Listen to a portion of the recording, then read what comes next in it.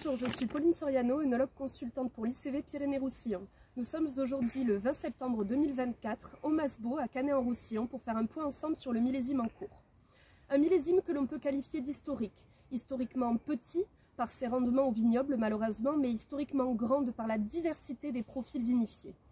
Au fil des années, le Roussillon se confirme comme une terre de contraste et de caractère, avec des domaines et des caves coopératives capables de produire une mosaïque de vins différents.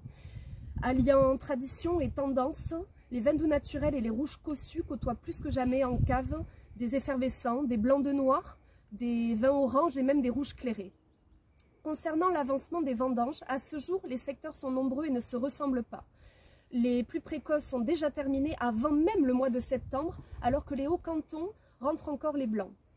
Dans l'ensemble, pour la majorité des cas, les vignerons ont déjà rentré en cave les vins blancs, les vins rosés et les rouges précoces.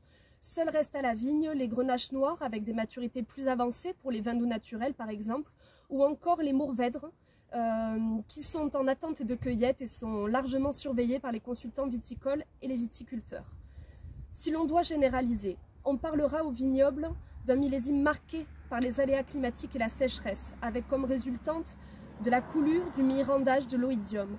Mais en cave, les techniques de vinification que l'on maîtrise aujourd'hui peuvent faire des merveilles. Les fermentations sont rapides et franches. Les pH, bien qu'un peu hauts par rapport au degré potentiel, donnent quand même des bouches rondes et souples et les vins sont très aromatiques. Le challenge cette année réside autre part. Il réside dans l'adaptabilité des vignerons, dans leur capacité, avec leurs consultants, à travailler sur le management de la cuverie pour s'adapter aux petits volumes en cave, mais également sur le choix des cuvées qui pourront être proposées en assemblage et à la vente. Nous attendons maintenant de voir ce que donneront les élevages longs sur les vins de garde pour voir le potentiel de ce millésime 2024.